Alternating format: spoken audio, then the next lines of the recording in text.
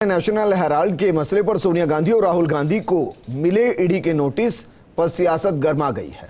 सोमवार को प्रदेश कांग्रेस कमेटी की तरफ से जयपुर में पीसीसी से जयपुर के ईडी दफ्तर तक पैदल मार्च निकाला जाएगा। इससे पहले पीसीसी में कांग्रेस के राष्ट्रीय प्रवक्ता गौरव वल्लभ और गोविंद सिंह डोटासरा ने प्रेस कॉन्फ्रेंस की और कहा कि न डरेंगे, न झुकेंगे, न सहेंगे। ये रिपोर्ट देखिए। आजादी के पहले 1937 में तत्कालीन कांग्रेस पार्टी के राष्ट्रीय नेताओं और स्वाधीनता सेनानियों सरदार पटेल, पंडित नेहरू, नरेंद्र देव सरीखे महापुरुषों ने नेशनल हेराल्ड अखबार की स्थापना की थी। इस अखबार के जरिए अंग्रेजों के खिलाफ क्रांति की आवाज बुलंद की जाती थी। आजादी के बाद नेशनल हेराल्ड अखबार धीरे धीरे घाटे की ओर बढ़ता गया। जब सोनिया गांधी का युग शुरू हुआ तब कांग्रेस में नेशनल हेराल्ड को घाटे से उबारने के लिए कांग्रेस पार्टी ने 90 करोड़ रुपए का कर्ज दिया। अखबार ने इस कर्ज में से 67 करोड़ रुपए तो अपने कर्मचारियों और अन्य मद में ही खर्च कर दिए।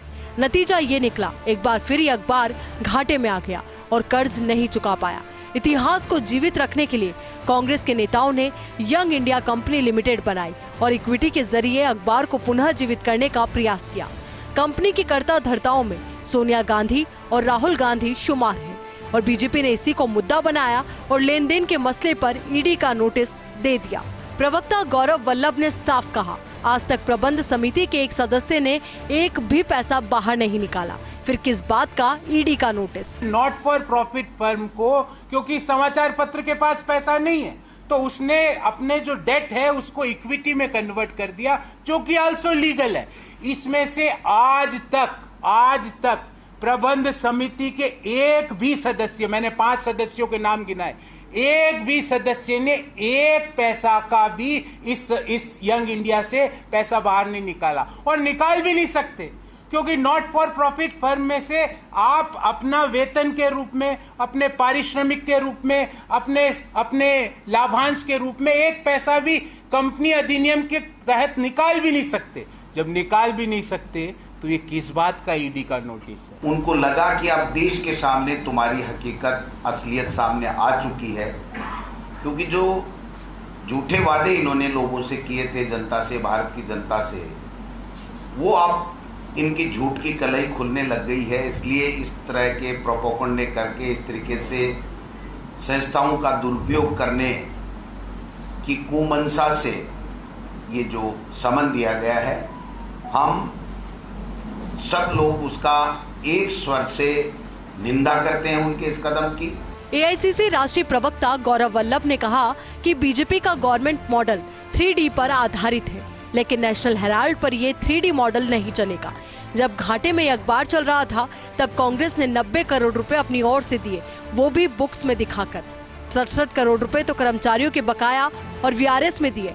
क्या पॉलिटिकल पार्टी किसी को कर्ज नहीं दे सकती? इलेक्शन कमीशन ऑफ इंडिया ने लिखा, कोई भी पार्टी किसी को कर्ज दे सकती है। अब इसी को लेकर कांग्रेस पार्टी की तरफ से सोमवार से देश भर में ईडी दफ्तरों पर प्रदर्शन किए जाएंगे। जब लॉस में चल रहा था तो कांग्रेस पार्टी ने अपने बुक्स में दिखाकर, कोई छुपा के नहीं, कांग्रेस पार्टी के अकाउंट्स में दिखाकर 90 करोड़ का लोन इस समाचार पत्र को दिया। क्यों दिया? ताकि ये समाचार पत्र अपने एम्प्लॉइज को सैलरी दे सके, उनको वीआरएस का बेनिफिट दे सके। ये समाचार पत्र लॉस में होने के कारण बिजली का बिल नहीं दे पा रहा था, बिजली का बिल दे सके। ये समाचार पत्र जहां पे छपता था उस बिल्डिंग का किराया नहीं दे पा रहा था, उसका किराया दे सके। उस 90 करोड़ में से 66 और 67 करोड़ रुपया तो सिर्फ कर्मचारियों के बकाया और वीआरएस में उपयोग में लाए गए। ये उस अखबार ने उसके एसोसिएटेड जर्नल्स लिमिटेड के जो अकाउंट्स है, बुक्स ऑफ अकाउंट्स है, उसमें बताया गया।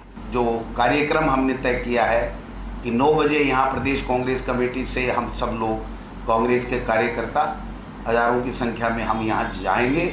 ईडी दफ्तर का हम लोग घेराव करेंगे और ईडी दफ्तर में हम लोग वहाँ पर डट करके इनकी गलत नीतियों का, इनके दमनकारी नीतियों का विरोध करेंगे। जयपुर में पीसीसी के निर्देशों के तहत प्रदेश कांग्रेस कमेटी पीसीसी से अमरूदों के बाग के पास ईडी के दफ्तर तक लंबा पैदल मार्च निकालेगी। कांग्रेस ने ठाना है संवैधानिक संस्थाओं के दुरुपयोग के खिलाफ सड़कों पर आकर जनता के बीच प्रदर्शन करना है। पोस्ट इंडिया के लिए योगेश शर्मा की रिपोर्ट।